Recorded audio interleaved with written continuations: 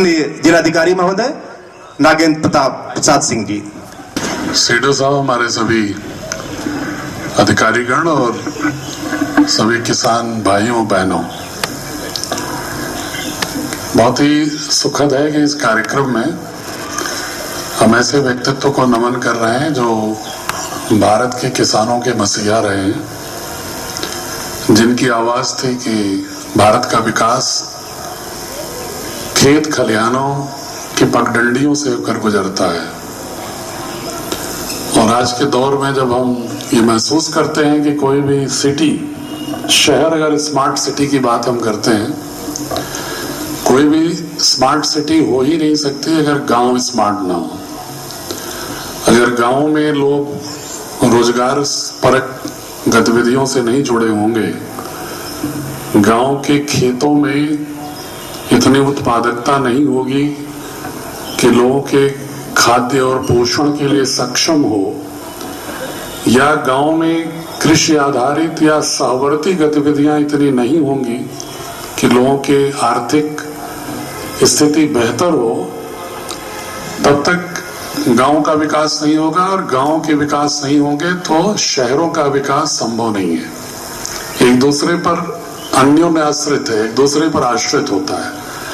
अगर गांव विकसित नहीं होता तो बहुत सारे लोग पलायन करके शहरों में जाते हैं, और शहरों में उनकी श्रम और ऊर्जा को उपयोग करने के लिए अगर उपयुक्त व्यवस्थाएं नहीं होती तो न तो उन्हें आर्थिक गतिविधियों में अपनी ऊर्जा को लगाने का अवसर मिलता है, और साथ ही शहर की जो इंफ्रास्ट्रक्चर है, अवस्थापना सुविधाओं पर बोझ रहते हैं, झुग्गी झोपड़ियां विकसित होती हैं, और वहां भी पर्यावरण की दृष्टि से, निवास की दृष्टि से, ठोस अपशिष्ट प्रबंधन की दृष्टि से, तरल अपशिष्ट प्रबंधन की दृष्टि से शहर का जीवन और नारकीय हो जाता है। इसलिए हमारा पहला उद्देश्य होना चाहिए कि गांव विकसित हो।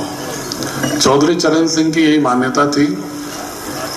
आज उनके इस दिवस पर हम लोग इसीलिए उनको हम अभिनंदन करते हैं, उनको श्रद्धांजलि सुमन अर्पित करते हैं, उनको स्मरण करके हम एक संकल्प लेते हैं कि हम किसानों के लिए जो भी योजनाएं हैं उनको ठीक से संचालित करें। बहुत सारे मुद्दों पर बहुत समय पर आपसे बात हमारी भी होती रहती है। हमारे कृषि विभाग के अधिकारियों ने भी गांव-गांव में बहुत सारे शिविर लगाते हैं। एनआरएलएम की जो हमारी बहनें हैं, दीदियां हैं, मैंने डीसी एनआरएलएम को निर्दिष्ट किया था कि इन बहनों को जैविक खाद से खेती कराना, जीरो बजट ऑर्गेनिक फार्मिंग जिसको कहते हैं, जो हमारी पुरातन पद्धति भी थी, और उससे जुड़े हुए बहुत सारी समस्याएं हल हो जाती हैं। अगर हम पशु निराश्रित अगर घूम रहे हैं तो इसलिए घूम रहे हैं कि हम उनको अनुपयोगी मानते हैं। अगर उनकी उपयोगिता बढ़ जाए तो हम शायद पशुओं को ना छोड़ें, उनको बेसहारा आवारा ना होने दें। कोई पशु आवारा नहीं होता, जो कहते हैं ना कि आवारा पशु घूम रहा है। आवारा हम उनको बनाते हैं, क्योंकि उसमें जो उपयोगी होता है उसको पालते हैं, जो हमारे अर्थव्यवस्था के लिए अनुपयोगी होने लगता है उसको छोड़ देते हैं। अगर उनके गोबर और मूत्र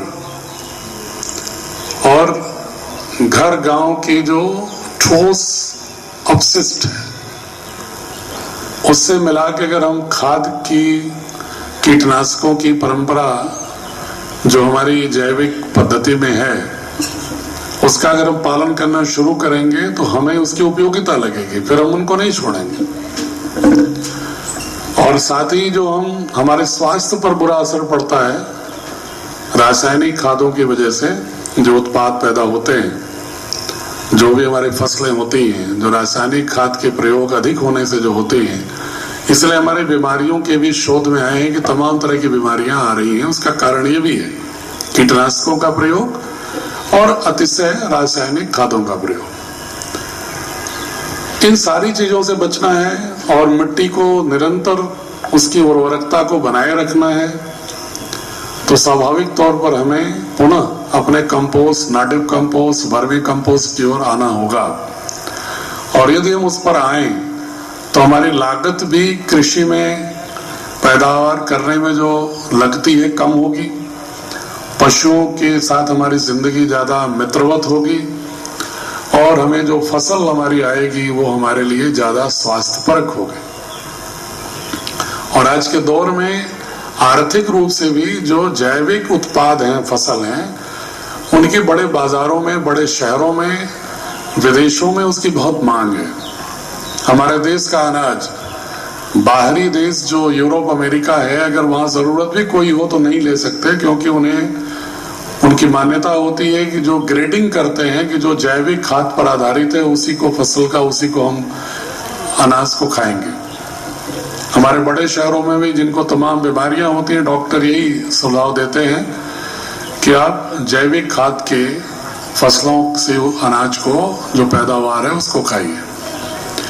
और साथ ही जो मोटा अनाज जिसको कहते थे हम पहले, जिसके बारे में कि मैं अक्सर कहता हूं कि पहले जब बोते थे लोग, तो लोग उसको, उन फसलों को एक अनाज में भी अगड़ा पिछड़ा होने लगा कि जो सफेद है वो तो अगड़ा हो गया, जो सांवला और काला है वो पिछड़ा हो गया।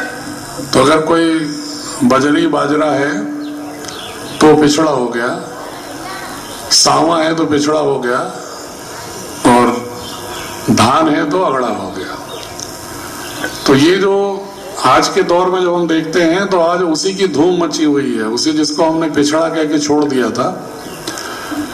पहले अगर किसी के घर में, मैं अक्सर कहता हूं कि कोई दिखवार उखवार हमें ब्याह बदे, अगर उनके मिल जाए उतैला का दाल और सावा या मक्का की रोटी या बजरी की रोटी, तो वो उस दिन ब्याह होकर वही दिन कैंसिल। उनके लगे कि ये का खाए बदे मिला देख रहे हमारी लड़की तो बेकार हो जाए।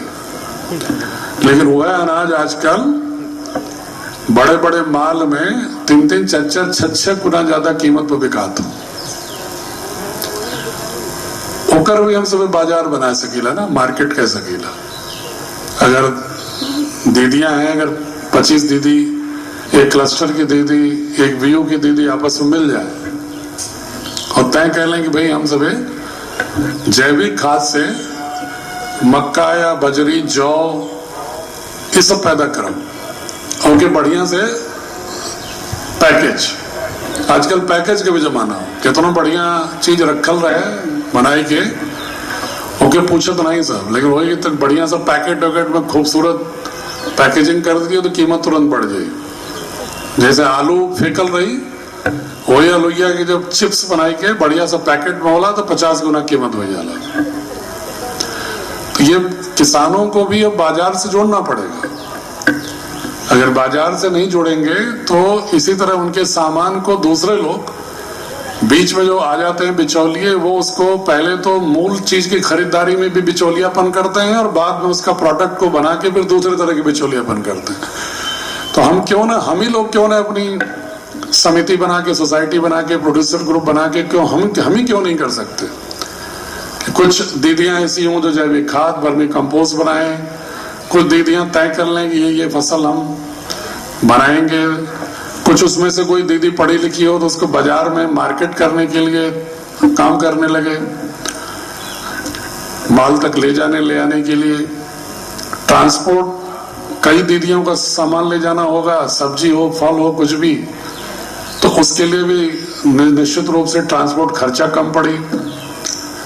मान ली 10-12 जने हैं, कहते भाई एक दिन बाजारे जाए, दूसरे दिन दूसरे जने बाजारे जाइए, तो मनुष्य का श्रम भी बचेगा। तो इस तरह से इन पद्धतियों को जब तक इस्तेमाल नहीं करेंगे तब तक संभव नहीं है। और अच्छी बात यह है कि जो हमारा NRLM है उसमें समिति पहले से बन गई है। आपका जो समूह है वो, उस समूह का मतलब आपकी सब दीदी क्या सहेली तो हो गई सब, और जब आपस में सहेली हो गई, समिति हो गई, बीओ में 100 के लगभग महिलाएं हो गई, क्लस्टर में 1500 के लगभग महिलाएं हो गई, तो वो सारी महिलाएं एक दूसरे की दोस्त हो गई, आपस में एक साथ मिलजुल करके साथ आगे बढ़ने की उनके अंदर प्रवृत्ति हो गई, उनसे अपेक्षा भी होती है कि आगे बढ़ सकती है।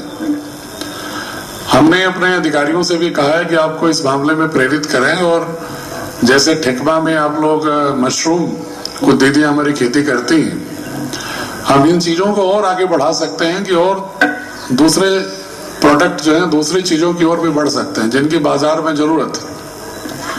लेकिन उसको शुरू से एंड टू एंड सोल्यूशन जिसको कहते हैं कि मार्केट करना पड़ेगा कि देखो ये जो हमारा उत्पाद है वो जैविक खाद में बना है, पहली चीज।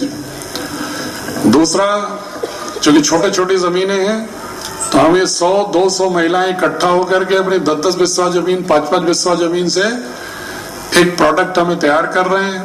फिर उसमें से 5 दीदियां ऐसी हैं जो उसकी पैकेजिंग करती हैं, 2 दीदी ऐसी है जो ट्रांसपोर्ट करती है, 1 दीदी ऐसी है जो बाजार में माल में जाकर के डील करती है सामान के लाने जाने के लिए।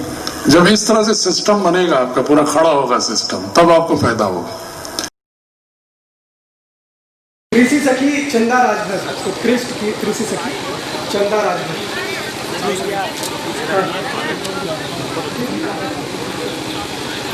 तो नए लोग तुम्हारे हैं, वही पुराने वही काम रहते हैं। उत्कृष्ट पशु सखी आशा दीदी, नए नाम से आशा दीदी। नीचे उससे फोटो नहीं ले पा रहा है, जगह बना दीजिए। उत्कृष्ट ग्राम संगठन पूनम नहीं आ दीदी। पा रहा है, नीचे फोटो नहीं आ पा रहा, जगह बना दीजिए। हर बार जब करोगे कार्यक्रम वही मिलेगा और छोटे वालों को ग्रोथ है। और उत्कृष्ट CLF से कविता दीदी।